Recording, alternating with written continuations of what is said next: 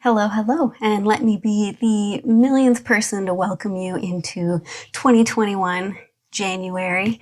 We are in the theme of New Year, New You, but as always, we're making it spooky. Today's going to be another reading vlog for you, so it's going to be chock full of books, spells, recipes, other stuff, whatever Lillian and I feel like doing. We'll take you along. We have quite a few books that we're reading, some of which are for betterment, self-improvement, and some are for our theme, which I'll talk about first. And I believe Frendo the Clown is going to be joining us at some point. If you didn't know, Frendo is from Clown in a Cornfield. I'm almost done this. You can get a review for it earlier this month. It's an amazing book so far, and it's really spooky. YA horror. Way better than I expected it to be. Then Lillian's pick is Wonderland by Zoya Stage. This one is about a winter isolation cabin read. It's pretty cool. I've started it, not quite finished, but I'll let Lillian talk more about that one. I'm also going to be reading Spark Joy by Marie Kondo. This book is just to help you find areas in your life or things in your life that maybe don't spark joy to you, so they're worth getting rid of, so that we can kind of tidy up our life, tidy up our house. I'm also reading, which I'm very excited about, Cassandra Speaks. When women are the storytellers, the human story changes. This book so far is absolutely fantastic. It's about giving women a voice. It's about how having a voice as a woman changes the way history is, and if history were written by all genders equally, how things could have been very different. I'm really enjoying that, so we'll see how that one goes. And I'm also reading a little bit of meditation by Amy Lee Mercury, because I absolutely love meditation and I'm hoping to get back into it a little bit more this year. I know Lillian is as well. Let's go see what Lillian's reading. Hey guys, I'm Lillian. This January I'm going to be reading Wonderland by Zoya Stage. Sorry if I said that wrong. So you can listen to a review for this in a couple weeks. Next up, I got Toil and Trouble, 15 Tales of Women and Witchcraft, which is a book Chelsea read last month.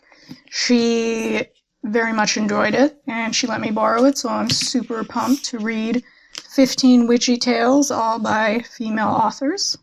And I'm also reading these two witchy nonfiction books. First up, we got The Spellbook for New Witches, Essential Spells to Change Your Life by Ambrosia Hawthorne. I am not that familiar with spellcasting, so this book seemed like a good start for me, and nothing's too elaborate. The instructions are detailed and not too crazy. I've done a few spells already, and they were great. This one here, Out of Your Hands, What Palmistry Reveals About Your Personality and Destiny by Belita Greenaway. Palmistry is something that I used to do when I was a kid, not seriously. We all dicked around with that, I think, but I kind of forgot about it, and this year I really want to improve that, do it for real this time. And so this book I found in my library. It's not that long, so again, nothing too intimidating for someone new to this stuff. I look forward to increasing my witchy knowledge in January, and next year I'll be moving on to some more intense spell books, I hope. So come along with me as I get reading these books. So journaling is actually a new adventure for me. I'm looking at planning out my month ahead of time, just what spells I want to look into, what books I want to read, and my goals for that month. So I'm hoping to keep that up for throughout the year. It didn't take me very long to do that 1 page, or 3 pages, so we'll see how she goes.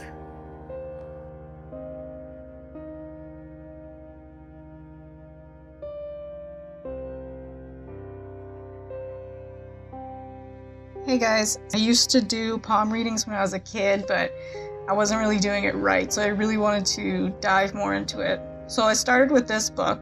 The left hand, or your non-dominant hand, is your, like, what you were given in the past. And then your dominant hand, which is my right hand, is the future and what you do with it. And I'm sorry, I have eczema, it's winter.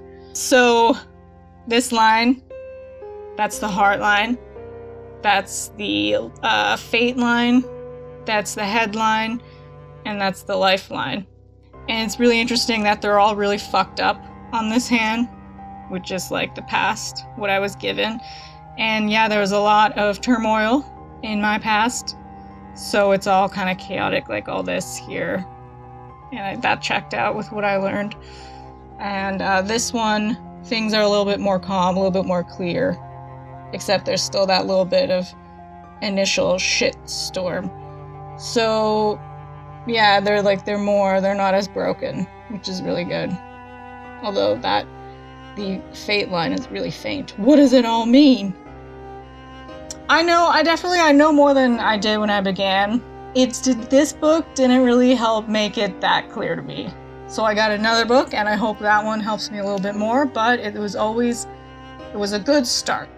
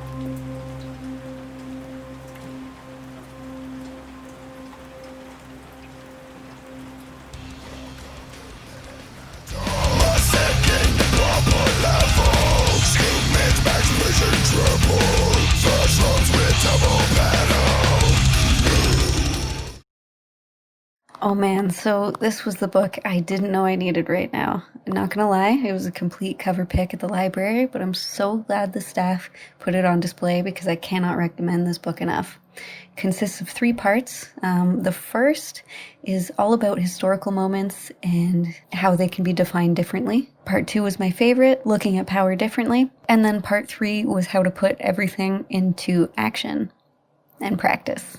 Love it. Check it out.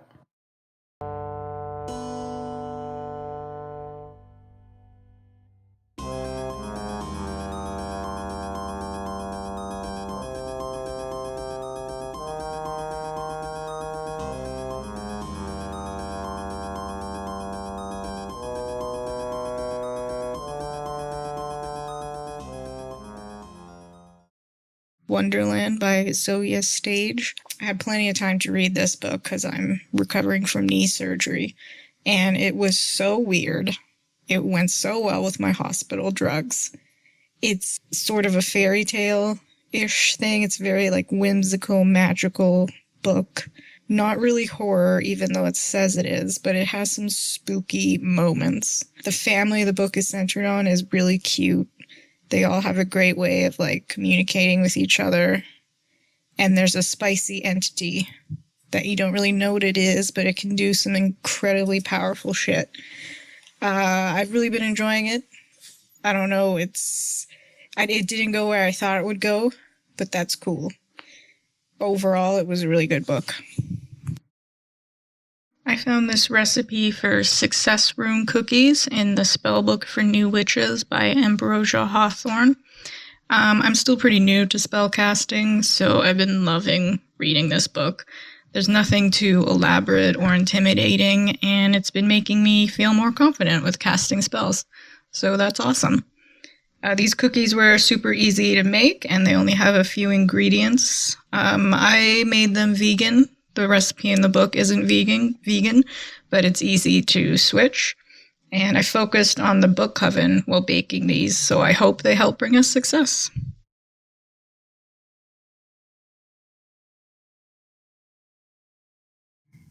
So part of my New Year initiative, I guess, is to do more witchcraft, more spells. So I want to do a protection, health, and love sigil thing for my front door. I've been wanting to do one for a while. So I'm going to grab that block of wood. I had Brandon bevel the edges for me, and I'm going to paint the rune symbols for protection, health, and love, and I'm going to hang that above the door, and I'm also going to invoke Hecate while I'm doing it. So, and I'm staining it with an protection and abundance oil that I made a couple months ago. It's been charged in the moon. It's been used in other spells as well. And I think that'll be really cool. So what we're going to do, what we had first is I cut the block of wood to the size that we wanted.